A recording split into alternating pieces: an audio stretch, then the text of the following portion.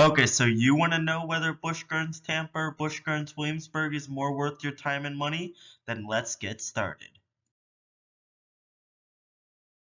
Let's compare both parks' family launch coasters. That being Cheetah Hunt at Busch Gardens Tampa versus Verbolten at Busch Gardens Williamsburg. I do think Verbolten is just overall the better ride experience. Now, Cheetah Hunt is definitely more thrilling, has the more punchy launches. It also goes upside down and has just better elements overall. But even though Verbolten isn't as thrilling, the theming, in my opinion, just makes the overall experience better. That's why I'll be giving Busch Gardens Williamsburg 2 points for Verbolten, making the score 0-2, Busch Gardens Williamsburg in the lead. Okay, so let's compare both parks' oldest operating roller coasters, that being Scorpion at Busch Gardens Tampa and Loch Ness Monster at Busch Gardens Williamsburg. Now, the pros of Loch Ness Monster is definitely the setting. Also, the theming is much better than Scorpion, as Scorpion basically has nothing, while Loch Ness Monster actually has some theming in the queue line, and even maybe you could say a little bit during the ride. Plus, also Loch Ness Monster is the longer ride. And the pros with Scorpion are that it's just more forceful, even despite being much smaller than Loch Ness Monster. And also, Scorpion's track is smoother, despite both rides having similar smoothness levels, just because Scorpion's trains are a lot tighter, meaning even if you're an average sized adult, it's still going to be not the most comfortable. And with Loch Ness Monster, it's just the old Aero trains and transitions, as Aero didn't use computers back when Loch Ness Monster was built in the 1970s. So because of that, I will be giving Busch Gardens Williamsburg an extra 1 point for Loch Ness Monster, keeping them in the lead at 3-0. Both parks kiddie coasters. Now this should be an easy comparison, as these are literally the exact same ride, exact same manufacturer, exact same model, exact same layout, basically everything except for like the train design and theme. So that's why I will be giving both parks an extra 1 point for their kiddie coasters, making the score 1-4. Let's compare both parks' inverted coasters. The thing is, one of these is going to be world class, and the other one is just good, but not like amazing. And the world class one is definitely Montu, while Alpengeist is definitely the more average to good ride. Now, the thing is with Montu, I mean, Montu is simply incredible, especially in the back row. Like, there's a ton of force basically on every element, getting whipped all over the place. And I'm not saying that's not the case with Alpengeist, despite Alpengeist being both taller and faster. It's just for some reason Alpengeist has more of a rattle and it's not as smooth. Plus, for some reason the elements aren't as snappy also. So I'm not 100% sure on the reason why. If you know, then post that in the comment section down below. But just because Montu is the overall smoother ride and more intense ride, and for me more enjoyable ride, that's why I will be giving Busch Gardens Tampa an extra 3 points for Montu, making the score tied 4-4. Let's compare both parks' dive coasters, that being Sheikah at Busch Gardens Tampa and Griffon at Busch Gardens Williamsburg. Now both these coasters are extremely similar, with Sheikah standing at 200 feet tall while Griffon is at 205 feet tall, Sheikah only having the one inversion while Griffon has two. Also, Griffon doesn't have much more track than Sheikah, and also it does feature 30 riders per train while Sheikah has 24, which isn't much of a difference, and plus they have the same exact floorless trains, no difference there. And the one thing with Sheikah that it does better than Griffon is with the tunnels, as Sheikah does have a tunnel after that second drop. And fun fact is, if you sit in the front row, you might actually feel a drop of water, as that tunnel is right underneath the splashdown. So kind of refreshing there.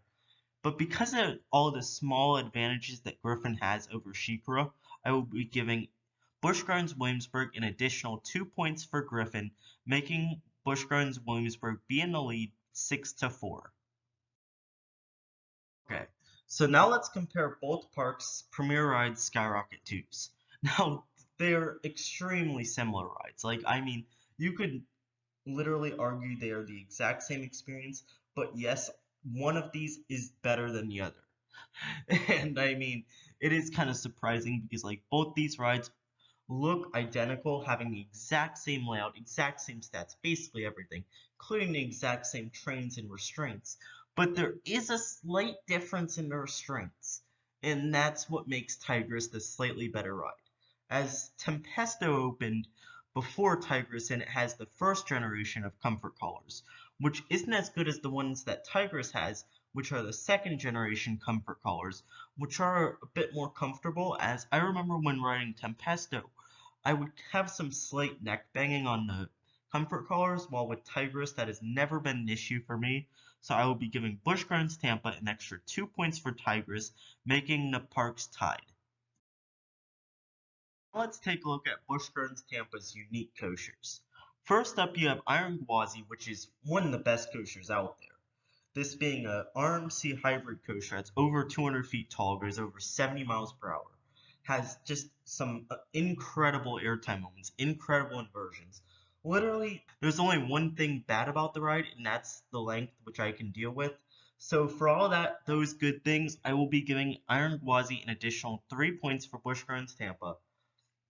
And then you also have Sand Serpent, which is the park's wild mouse coaster that I will be giving an additional 1 point for. You have Cobra's Curse, which is the park's family spinning coaster built by Mock Rides, which I will be giving 2 points for. Then you have Kumba, which is the ride that actually started Busch Gardens Tampa's foray into thrilling coasters, which is a B&M sit-down looper. And still, after 30 years of operating, it's still an incredible ride despite it getting slightly rougher over the years. So that I will be giving an extra 3 points for, making the score 15-6, Busch Gardens Tampa in the lead. Now let's take a look at Busch Gardens Williamsburg's unique coasters. The first one up being Pantheon, which is their newest coaster, which is a launch coaster that launches you both forwards and backwards, plus has a top hat and 2 inversions, which I will be giving an additional 3 points for. You have Apollo's Chariot, which was B&M's first hypercoaster, which a lot of people might disagree with me on this, but my rides on Apollo's Chariot were very good, so I will be giving Apollo's Chariot an extra 3 points for Busch Gardens Williamsburg. Then you have Invader, which is the park's family wooden coaster, which, if I can remember correctly, is actually a pretty good wooden coaster, especially for those family audiences. So I will be giving Invader an extra 2 points for Busch Gardens Williamsburg, making the score 15-14. Now let's take a look at Busch Gardens Tampa's flat rides. Now, flat rides are definitely an area where both Busch Gardens Tampa and Busch Gardens Williamsburg are severely lacking in, as both parks only have like 1 or 2 flat rides. But at least with Busch Gardens Tampa, they have a great one in Falcon's Fury. This is the park's drop tower that literally faces you straight down, staring 330 feet in the air. And let me just tell you, it is pretty freaky. So for Falcon's Fury alone, I will be giving Busch Gardens Tampa an extra 2 points, making the score 17-14. Let's take a look at Busch Gardens Williamsburg's flat rides. Now, Busch Gardens Williamsburg does have more flat rides than Busch Gardens Tampa, though it's not much, as Busch Gardens Williamsburg has 2, that being Finnegan's Flyer, which is the park's pendulum swing ride, which I will be giving an additional 1 point for, which is fun. Then you have Mock Tower, which is the park's drop tower. I've heard decent things about this ride. I didn't get to do it when I went to the park, but I will be giving Mock Tower an additional 1 point for Busch Gardens Williamsburg, making the score 17-16. So now let's get to both parks' animals. Now for Busch Gardens Tampa's animals, you have animals such as tigers, lions, elephants, cheetahs, alligators, hippos, crocodiles, and many more. And with Busch Gardens Williamsburg, you have some more unique animals such as border collies, Clydesdale horses, eagles, owls, and also like sheep, cattle, and wolves, which is very unique compared to what Busch Gardens Tampa has to offer. And both parks definitely do have their fair share of unique animals. But the thing is, I will be giving an extra point to Busch Gardens Tampa, mainly for the variety of animals, as Busch Gardens Tampa has more animals to offer. Now for the results, this being Busch Gardens Tampa wins 18-16. Now just to let you know, both Busch Gardens Tampa and Busch Gardens Williamsburg are great parks that are 100% worth visiting. But the reason why Busch Gardens Tampa won is just because it has a slightly better ride quality, as you have rides like Kumba and Montu, which are better than Busch Gardens Williamsburg's other similar B&Ms. And then you also have Iron Gwazi, which is one of the best coasters out there. So that is why Busch Gardens Tampa won.